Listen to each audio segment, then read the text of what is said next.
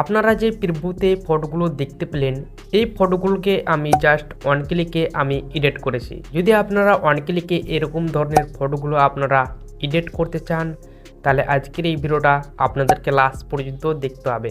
কিভাবে করবেন ওয়ান ক্লিকে এই ধরনের ফটোগুলো এডিট, চলুন শুরু করছি আজকের এই ভিডিও। প্রথমে আপনারা চলে যাবেন ফটোলিপ অ্যাপে। আমার মোবাইলে থাকা যে ফটোলিপ অ্যাপটা আছে, সেই অ্যাপটাকে আমি ওপেন করে নিচ্ছি। এই ফটোলিপ অ্যাপটা আমার ভিডিও ডেসক্রিপশন বক্সে টেলিগ্রাম চ্যানেলে আপলোড করা আছে। আপনারা অবশ্যই আমার টেলিগ্রাম চ্যানেলে জয়েন হয়ে আপনারা অবশ্যই অ্যাপটাকে আপনারা ইনস্টল করে নেবেন। ইনস্টল করার পর সেই অ্যাপটাকে আপনারা অবশ্যই ওপেন করে নেবেন। যদি আপনাদের কাছে এই অ্যাপটা আপনাদের কাছে পারমিশন চাই, তাহলে অবশ্যই আপনারা পারমিশনটা অ্যালাউ করে দেবেন।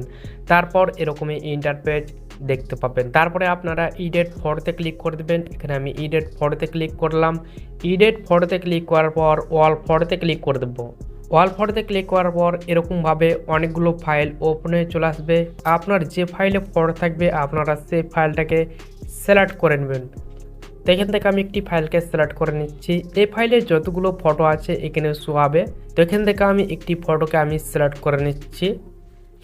এখানে আমি একটি ফটোকে সিলেক্ট করে নিলাম। ফটোটা সিলেক্ট করার পর আমি স্ক্রল ডাউন করে চলে যাব একটু ডান সাইডের দিকে। তারপরে এখান থেকে আমি অ্যাডজাস্টে ক্লিক করে দেবো। ফটোটাকে আমি অ্যাডজাস্ট করে নিচ্ছি। ব্রাইটনেস রাখবো আমি 20% প্লাস এবং এক্সপোজার আমি 10% মাইনাস করে দেবো। কন্ট্রাস্ট আমি 15% প্লাস করে দেবো। শার্পেন আমি 20% করে দেবো। তারপরে স্যাচুরেশনে ক্লিক করে দেবো। এখানে আমি 20% করে দেবো। তারপর হাইলাইটে ক্লিক করে দেবো। এখানে আমি হাইলাইটে ক্লিক করে দিলাম।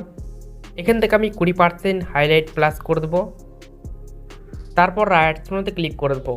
আপনারা আপনার ফটোর অনুযায়ী ফটোটাকে অ্যাডজাস্ট করে নেবেন। তারপর চলে যাবেন শেষের দিকে। আসার পর ইনহ্যান্সে ক্লিক করে দেবেন। ফটোটাকে আপনারা ইনহ্যান্স করে নেবেন। ইনহ্যান্স হওয়ার পর দেখতে পেয়েছেন এই দাগটা আপনারা একদম বাম সাইডে নিয়ে চলে যাবেন। তারপর রাইট থ্রোতে ক্লিক করে দেবেন। তারপর চলে যাবেন একটু বাম সাইডের দিকে স্ক্রল করে, তারপর এআই ব্যাকগ্রাউন্ডে ক্লিক করে দেবেন।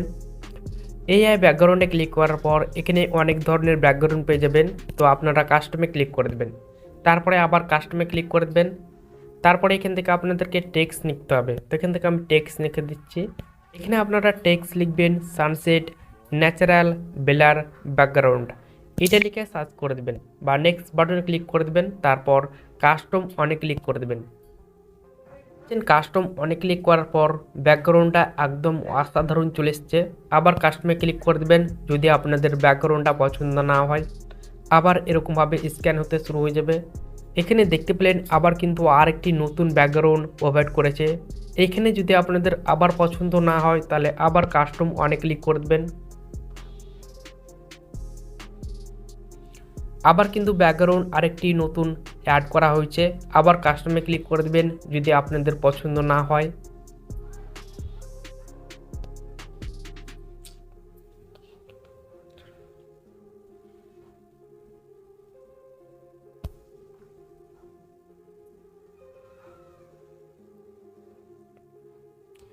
আপনাদের যেগুলো ব্যাকগ্রাউন্ড পছন্দ হবে আপনারা সেই ব্যাকগ্রাউন্ডগুলোকে আপনারা এখান থেকে ব্যাক করতে পাবেন। বাম সাইডে দুটি অ্যারো অপশন দেখতে পাবেন। এখানে আপনারা ব্যাকগ্রাউন্ডগুলোকে আপনারা এভাবে ব্যাক করতে পারবেন। যে ব্যাকগ্রাউন্ডটা আপনাদের পছন্দ হবে আপনারা সেই ব্যাকগ্রাউন্ডটাকে সিলেক্ট করে নেবেন। এখান থেকে ধরেন আমি এখান থেকে এই ব্যাকগ্রাউন্ডটাকে সিলেক্ট করে নিলাম। নেওয়ার পরে এখান থেকে আমি রাইট থ্রোতে ক্লিক করে দেবো। রাইট থ্রোতে ক্লিক করার পর আবার শেষের দিকে চলে যাব। শেষের দিকে আসার পর আবার ইনহ্যান্সে ক্লিক করে দেবো। তারপর এই ফটোটাকে আবার ইনহ্যান্স করে নেব। তারপর এই দাগটাকে আমি বাম সাইডে একদম নিয়ে চলে যাব। দেখতে পাচ্ছেন ফটোর কোয়ালিটিটা কত সুন্দর হয়েছে। তারপর রাইট থ্রোতে ক্লিক করে দেবো। রাইট থ্রোতে ক্লিক করার পর এটাকে সেভ বাটনে ক্লিক করে এটাকে সেভ করে নেব। এখানে দেখতে পাচ্ছেন সেভ ফটোটা একদম সেভ হয়ে গেল আমার গ্যালারিতে।